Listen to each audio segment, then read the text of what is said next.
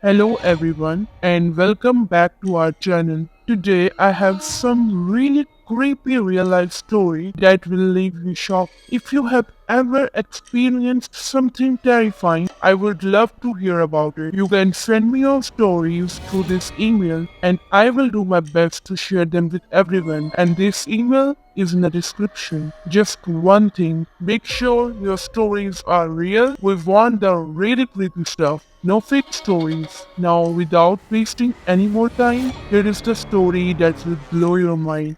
Something you have never heard before. This story is about a 20-year-old woman. Her name Emma, who was living in a flat with two flatmates, Anna, who was 21, and Joseph, who was also 20. They had been living there for a couple of years already. So the flat felt familiar, comfortable. Emma was not looking for anything strange, just normal flat life, paying bills, hanging out, cooking together, that kind of stuff. Nothing out of the ordinary. The flat itself was nothing special. Bedrooms, a kitchen, a small living area, a bathroom. You know that usual setup? By the day, it was completely normal. Quiet streets outside, not too noisy, nothing scary at all. But over time, little things started happening. At first, they were small. The front door would sometimes open by itself, even it was locked.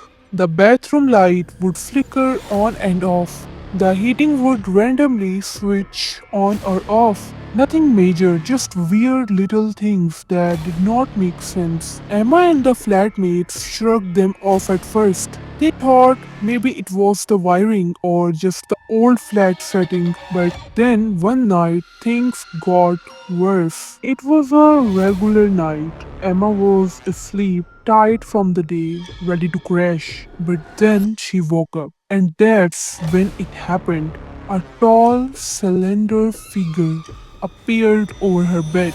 Really tall, thin, almost like those Slenderman stories you see online. It pressed down on her, looming there, and started yelling, yeah, yelling at her to unlock her phone. Emma could not move or scream, complete paralysis. Her mind was awake, but her body was frozen. She thought maybe it was a dream at first, but it felt way too real.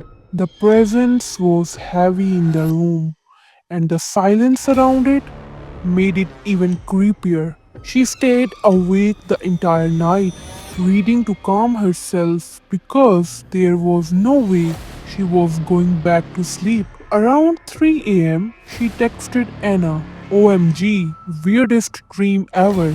I will tell you in the morning. Emma assumed that would be the end of it. The next morning, Anna came into Emma's room, looking pale. She said, Holy fuck, last night around 3:30 I came out of my room and saw a slender figure holding your doorknob. It was just standing there like it was waiting to get in. Emma's heart stopped.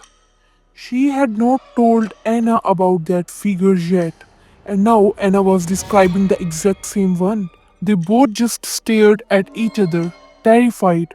Oh my god, Emma whispered. We both saw it. Emma took a deep breath. I think we need to talk about this. It's not normal.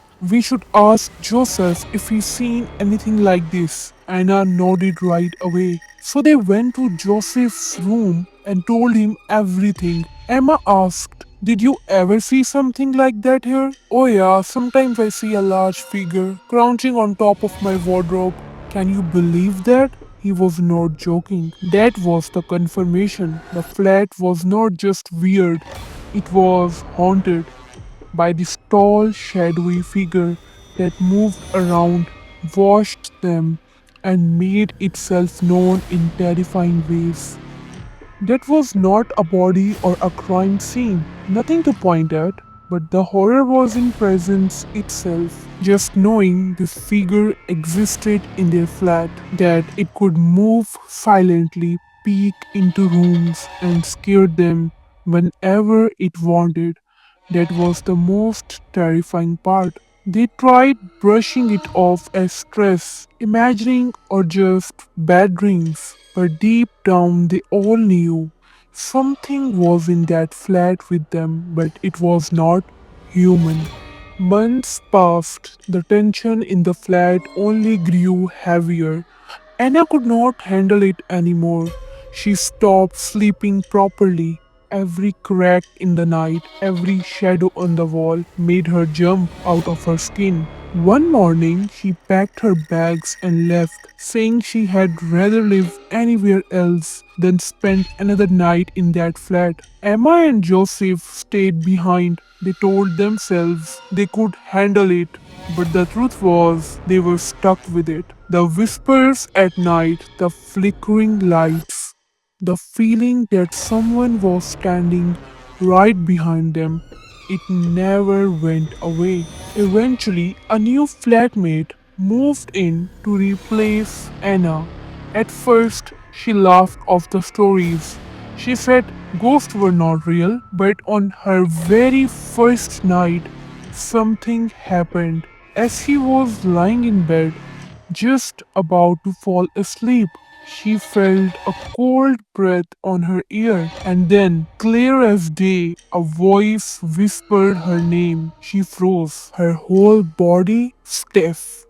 She wanted to scream, but nothing came out. Slowly, she turned her head towards the darkness of her room, but no one was there. She turned back to her pillow, and that's when she saw it. A tall, shadowy figure crouched right over her bed, its face inches away from hers. Her scream shook the whole flat. Emma and Joseph rushed into the room the moment they heard the scream. But when they switched on the light, the figure was gone. The new flatmate was sitting on her bed, shaking, crying, pointing at the empty air, saying he was right here. They calmed her down, brought her into the living room, and gave her a glass of water. But before she could even drink it, a heavy sound echoed through the flat, like someone had slammed a door upstairs with full force. They all froze. And then suddenly, Emma's TV in her bedroom turned on by itself at maximum volume. The noise was so loud it shook the walls. Before they could react, the chaos spread. In the kitchen, utensils started falling, plates crashing to the floor one by one. Before they could react, from Joseph's room, loud thuds and cracks echoed like furniture was being thrown around. They all stood there, terrified, holding on to each other, not knowing where to run. And then it got worse. On the big wall of the living room, faint letters began to appear, written like in a blurred red paint. Get out from this place. That was it. They could not take it anymore. Crying, shaking, they grabbed each other and ran out of the flat in the middle of the night. They did not stop running until they reached the street outside, too scared to go anywhere else. They spent hours on the road, jumping at every sound. By morning, they checked into the cheap hotel just to feel safe. When the sun came up, Joseph returned to the flat, but he did not go alone. He brought some friends from nearby buildings to help. They quickly gathered the most important things, their IDs, phones, wallets, and a few bags. Almost everything else inside was broken, shattered, or thrown around. The walls still carried the strange marks, that blurred, ugly message: Get out from this place. They left for good. None of them ever came back. The flat was sealed, and to this day, no one has ever dared to live there again.